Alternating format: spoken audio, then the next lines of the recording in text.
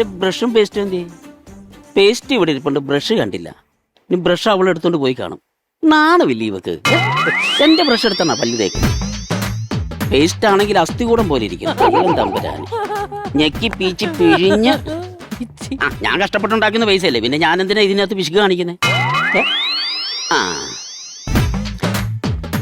Brush ഇല്ലാത്തോണ്ടൊരു സുഖമില്ല തേക്കാൻ. എന്നാലും അയ്യോ, നമ്മുടെ പലിശക്കാരൻ അണ്ണാച്ചി ഇന്ന് വരും, പലിശ പൈസ കൊടുക്കണം. ഫ്രാൻസിസ് ചേട്ടൻ വരും വൈകുന്നേരം, 5000 രൂപ അത് കൊടുക്കണം. ദൈവമേ, തല പെരുക്കുവാണ്, തലവേദന എടുത്തിട്ട്.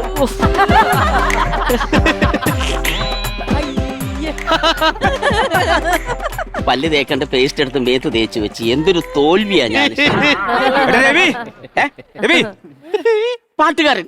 പാട്ടുകാരൻ അപ്പൂട്ടൻ എനിക്ക് 5000 രൂപ തരാനുണ്ട്. അത് തരാൻ വേണ്ടി വരുന്നതായിരിക്കും. അപ്പൂട്ടാ, അയ്യോ വാടാ ഇങ്ങോട്ട്. എന്റെ ഞാൻ നിന്നെ നോക്കിയിരിക്കുവായിരുന്നു. അപ്പൂട്ടാ, ഗുഡ് മോർണിംഗ്. Good morning. രാവിലെ പല്ല് തേച്ചായിരുന്നോ? ഇല്ല, തേച്ചില്ലായിരുന്നു. ഒരു ബ്രഷ് മേടിക്കണം.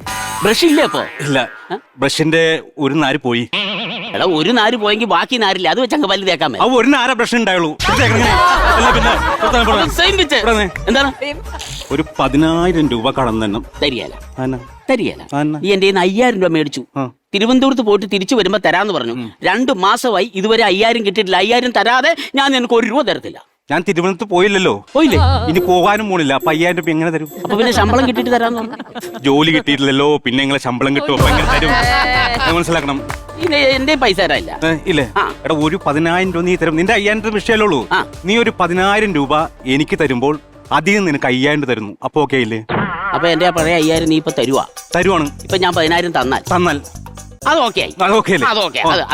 പക്ഷെ ഇപ്പൊ എന്റെ മേടിക്കുന്ന ഈ 10000 രൂപ നീ എപ്പ തരും? എന്താ കണ്ണീച്ചോല്ല സംസാരിക്കാൻ? എന്റെ കൂട്ടുകാരല്ല ഞാൻ, അങ്ങനെ സംസാരിക്കാമോ നിനക്ക്? അതുകൊണ്ട് ഞാൻ പറഞ്ഞത് ഈ കറക്റ്റ് ആയിട്ട് ക്ലിയർ ചെയ്യാൻ. അങ്ങനെ എന്താ കൂട്ടുകാരൻ അങ്ങനെ പറയരുത്. ഞാനൊരു 2 ദിവസം കഴിയുമ്പോ നിന്റെ അടുത്ത് വരും, ഒരു 15000 മേടിക്കും, എന്നിട്ട് ആ 10000 നിനക്ക് തരും. അപ്പൊ ഓക്കെ അല്ലേ? അതാണ് സിസ്റ്റം. കണക്കിന്റെ കാര്യത്തിൽ എനിക്കൊരു കൺഫ്യൂഷൻ. എന്ത് കണക്ക്? അല്ല, ഞാനിപ്പോ നീ പറഞ്ഞ സംഭവം എനിക്ക് കറക്റ്റ് ആയിട്ട് ഇപ്പോഴാണ് കത്തിയത്. അപ്പൊ എനിക്ക് നിന്നോട് ഭയങ്കര ഇഷ്ടമാണ്. നീ ഒരു പാട്ടുകാരനായ പഴയ കൂട്ടുകാരനാണ്. അപ്പൊ അതുകൊണ്ട് എനിക്ക് ആ പഴയ 5000 തരാനില്ലേ? ആ 5000ന്റെ പകുതി ഞാൻ വേണ്ടാന്ന് വെക്കുക. നീ അങ്ങനെ പകുതി വേണ്ടാന്ന് വെച്ചാൽ ഞാനും പകുതി വേണ്ടാന്ന് വെക്കും. അല്ല, നിനക്കിപ്പോ മറ്റേ സ്റ്റേജ് ഒന്നും കിട്ടാറില്ലേ? എനിക്ക് സ്റ്റേജിൽ നിന്ന് ഇഷ്ടം പോലെ കിട്ടാറുണ്ട്. ഞാൻ മേടിക്കാറുണ്ട്. ഞാൻ ആരോടും പറയാറില്ല. പറഞ്ഞു കഴിഞ്ഞ പ്രശ്നങ്ങളാ. അല്ലടാ, ഗാനമേളക്ക് നീ പോകാം. ഗാനമേള ഈ മാസം 13-ാം തീയതി മാറമ്പോൾ ക്ലബിന്റെ പരിപാടി ഉണ്ട്. നിന്റെ ഗാനമേള. നിന്റെ ഗാനമേളയാകുമ്പോ ഗാനമേള എന്ന് പറഞ്ഞങ്ങ് തുടങ്ങും, പിന്നെ ഗാനലഹളയായിരിക്കും അവിടെ. അത് ഞാൻ വന്നപ്പോ തൊട്ട് നിന്റെ ഈ മുഖമേ, നിന്റെ മുഖത്തോട്ട് നോക്കുമ്പോ കറക്റ്റ് മുഖം ഇവിടെ ഉണ്ട്.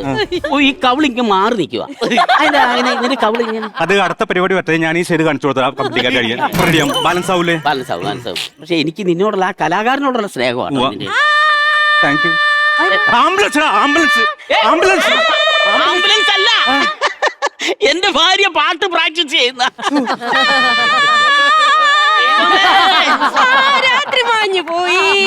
ഈ നിന്ന നിപ്പിൽ ഞാൻ അങ്ങ് മാഞ്ഞു പോയാ മതിയായിരുന്നു. ചേട്ടാ, ഇപ്പത്തെ ട്രെൻഡ് എന്താന്നറിയോ? നമ്മുടെ സ്വന്തം യൂട്യൂബ് ചാനൽ നമ്മൾ തന്നെ പാടി വൈറലാക്കണം.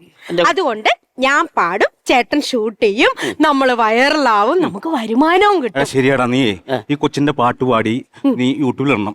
കാരണം നെഗറ്റീവ് ഒക്കെ ഭയങ്കര വൈറലാവും. അപ്പൂട്ടാ, കളിയാക്കല്ലേ? എന്റെ അച്ഛൻ പാട്ട് പാടി മഴ പെയ്ച്ചിട്ടുള്ള ആൾ അറിയോ? ഇവളുടെ അച്ഛൻ പാട്ട് പാടി മഴ പെയ്ച്ച എന്നാന്നറിയോ? ഇവളുടെ അച്ഛൻ പാട്ട് പാടിക്കൊണ്ടിരിക്കുമ്പോൾ ഇവളുടെ അമ്മ തിളച്ച വെള്ളം എടുത്ത് ഈ അച്ഛന്റെ തലയിൽ ഒഴിച്ചു. അങ്ങനെ മഴ പെയ്താന്ന് തെറ്റിദ്ധരിച്ചേക്കാണ് ഇവരുടെ ഫാമിലി ഇപ്പോഴും. എന്നെ പെണ്ണ് കാണാൻ വന്നപ്പോ എന്റെ പാട്ട് കേട്ട് ഇങ്ങനെ വീണോ? തല തല്ലി വീണടാ. അത് കണ്ടോ, 4 സ്റ്റിച്ച് അടിക്കണ്ട. കുടുംബം അങ്ങനെ പെൺകുച്ചിനെ കളിയാക്കണ്ട. അവക്ക് സംഗീതത്തെ പറ്റി കുറച്ചൊക്കെ അറിയാം. ഞാൻ ചോദിക്കട്ടെ? എന്ത് വേണേലും ചോദിച്ചോ, ഞാൻ ഉത്തരം തരാം. സംഗീതത്തെ പറ്റി ഞാൻ കുറെ പാട്ട് പാടുന്ന ആളാണല്ലോ. അറിയാം. ഈ സ്വരസ്ഥാനം അറിയാമോ? തിരുവനന്തപുരം. തലസ്ഥാനമല്ല ചോദിച്ചത്, സ്വരസ്ഥാനം. അത് തൊണ്ടാ. തൊണ്ടേ? ആ തൊണ്ടേന്നല്ലേ ശബ്ദം വരുന്നത്? തൊണ്ടേന്ന് മാത്രമല്ല, വേറെ പലയിടത്തുനിന്ന് ശബ്ദം വരും. അതെ, ശുദ്ധ സംഗീതം എന്താണ്? അത് നമ്മൾ രാവിലെ എഴുന്നേറ്റ് കുളിയൊക്കെ കഴിഞ്ഞ് ഫ്രഷ് ആയിട്ട് പാടുന്നതിനാണ് ശുദ്ധ സംഗീതം എന്ന് പറയുന്നത്. കറക്റ്റ് അല്ലേ? നീ ആ തല ചല്ലി വീണില്ലേ വീട്ടിൽ ചെന്ന്? അതെ. നീ ഒന്ന് മരിച്ചായിരുന്നെങ്കിലേ ഇതിനെ കെട്ടേണ്ടി വരില്ലായിരുന്നു. അതാ പറഞ്ഞ ഞാൻ മരിച്ചു പോയത് ഈ രണ്ടെണ്ണം മാറണം. സംഗീതം എന്ന് പറഞ്ഞാൽ 3 തട്ടായിട്ടാണ് തരഞ്ഞിരിക്കുന്നത്. അറിയാം. പല്ലവി, അനുപല്ലവി, മരണം, മരണോ? ചരണം.